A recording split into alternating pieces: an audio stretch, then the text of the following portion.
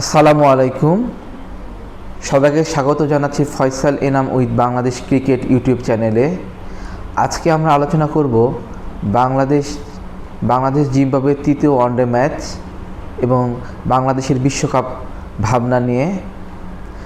তৃতীয় ওয়ানডে ম্যাচে যদি বাংলাদেশের বোলিংটা দেখি তাহলে বলবো বোলিংটা বাংলাদেশের পারফেক্ট করেছে।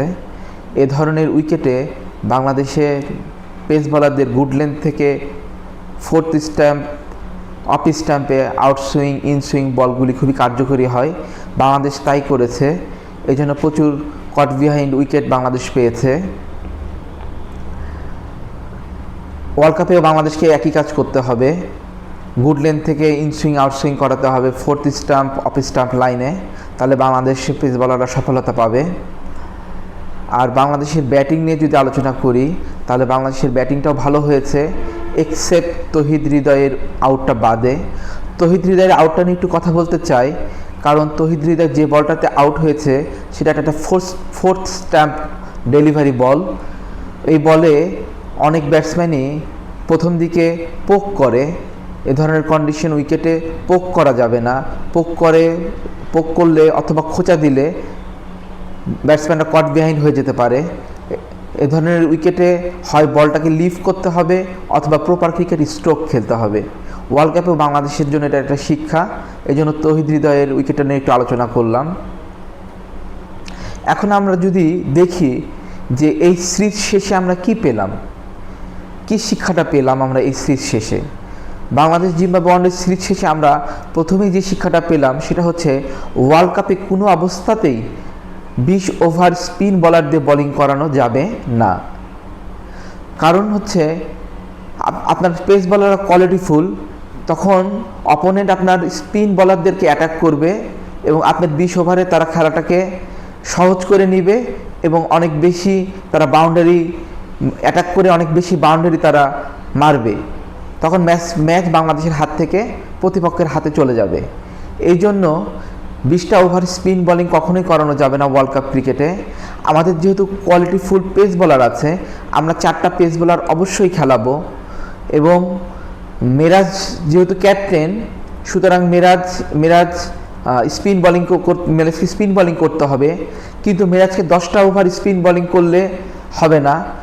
সৌম্য সরকারকে যেহেতু আমরা 3টা ওয়ানডেতে খেলিয়েছি, সুতরাং সৌম্য সরকার বিশ্বকাপের ভাবনায় ভালো করেই আছে।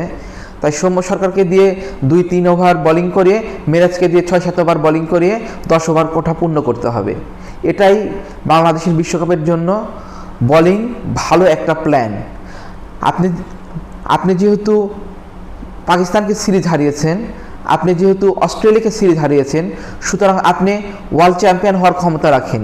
আপনাকে এই বিশ্বাসটা হৃদয়ে লালন করতে হবে এবং ওয়ার্ল্ড চ্যাম্পিয়ন হতে হলে যে ধরনের অ্যাটাকিং মাইন্ডসেট লাগবে সেটা আপনাকে আনতে হবে। এই জন্য আপনি স্কোয়াডে যেহেতু বলারদেরকে আপনি রোটেশন অনুযায়ী এখন রোটেশন করে খেলিয়ে থাকেন, সেজন্য স্কোয়াডে আপনার 5-6টা ভালো পেস বলার বাংলাদেশের আছে।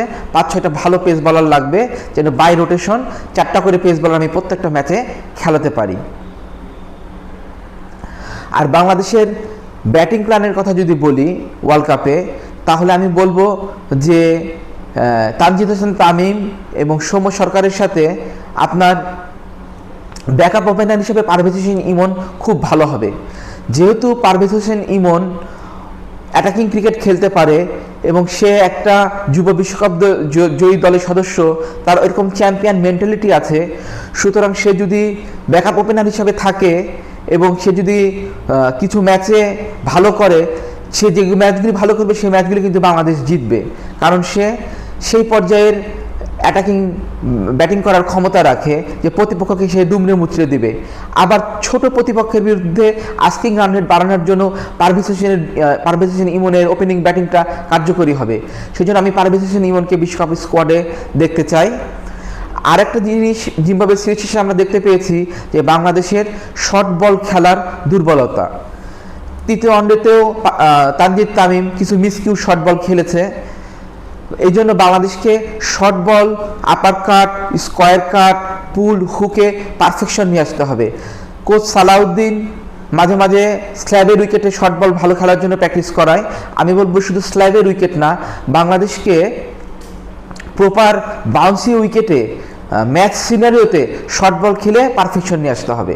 শর্ট বল যদি বাংলাদেশ ভালো হ্যান্ডেল করতে পারে এবং ভালো পারফেক্টলি খেলতে পারে, তাহলে বাংলাদেশ এই বিশ্বকাপ ইনশাল্লাহ জিতবে। সুতরাং আপনাকে বিশ্বকাপ জেতার চিন্তাভাবনা নিয়ে, অ্যাটাকিং মেন্টালিটি নিয়ে আপনার স্কোয়াড এবং আপনার বেস্ট 11 সাজাতে হবে। সবাইকে অনেক ধন্যবাদ, সবাই ভালো থাকবেন, আল্লাহ হাফেজ।